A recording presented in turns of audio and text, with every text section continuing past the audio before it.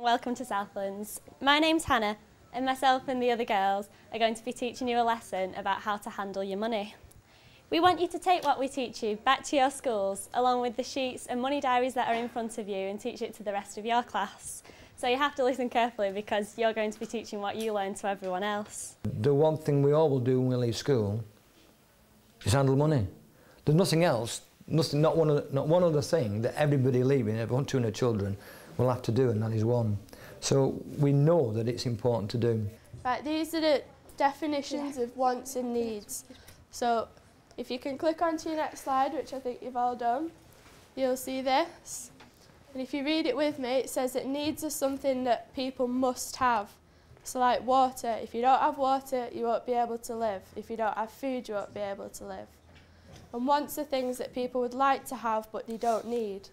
For example, I really want to go to a concert next month, but I don't necessarily need it. If I don't go to the concert, I'll still be able to live. Well, it isn't about living a good life. I mean, we're not missionaries, but what we're really trying to get over, and the children are now getting it over on our behalf, is that life at all levels is full of needs and wants.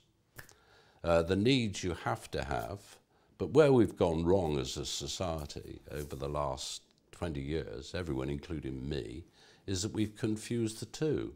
You don't use your money on like things that you want, only use it on things like you really need.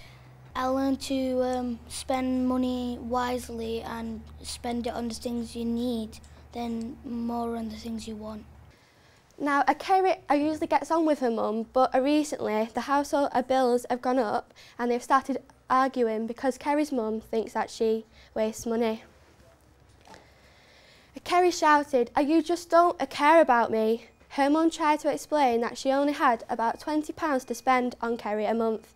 And Kerry said, "Mum, I'm responsible enough and I could do a better job with £20. I do think it's a good way for them to learn because it's not that long ago since we were their age, and that way they get to, I think they seem like to understand us more because we can use simpler words and know what they'll understand at that age better. I enjoyed it because we normally have a normal teacher instead of a younger one, and having a year 10's better because they like understand you a bit more. They've been trained really well and it was like they were the teacher. 8th of February.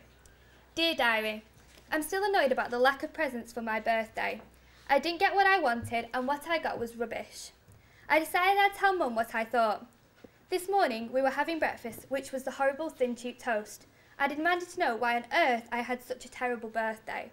My favourite part of the session was the reading and answering time because the children remembered lots of information that was crucial in the story, and it was good to see how much they'd remembered.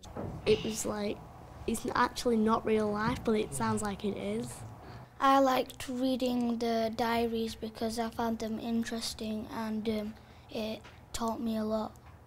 There was a boy, right, and it was and his mum was in debt, but he didn't know. He didn't know what was going on then. Debt collectors come, get telly and ornaments and high-tech stuff. The average household debt in the UK is £9,280, and that is a lot of money, £9,000 on most houses in debt. Also, 143 properties were repossessed every day in 3 months in 2008. Repossessed means when somebody takes your house because you can't afford to pay your bills back. The thing I enjoyed most was watching the interaction between the young children and the older children. I mean, it clearly worked. There was a sort of dynamism there that I hadn't really expected. She started to explain about banks, the different accounts, percentages and interest rates.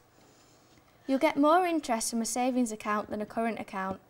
A current account is better if you wish to withdraw money regularly. I think we forget a lot in schools now because we're so busy with exam programmes that children actually like responsibility and they can take it on very, very well, younger than our 15-year-olds. And then we also thought children probably will like learning from other children. It will be a little bit different. As we saw today, a lot of the replies to the evaluation form was, yes, it was different being taught by other students. And if it's different, difference leads to people, I think, learning better. I learned how easy it is to go into debt. You could, like spending your money too much once could get you into debt. In the lesson I've learned that lots of people in the UK are in debt. In that the average household debt is £9,280. Here you can see an example of what we hope is going to happen. We're teaching, or the teachers here are teaching the students are teaching the primary school pupils, the primary school pupils are now going to teach their colleagues, and so it goes on. So the whole web is beginning to take shape. I like the quiz the most. I got all the questions right. I'd say that it was really fun and that I learnt a lot about it.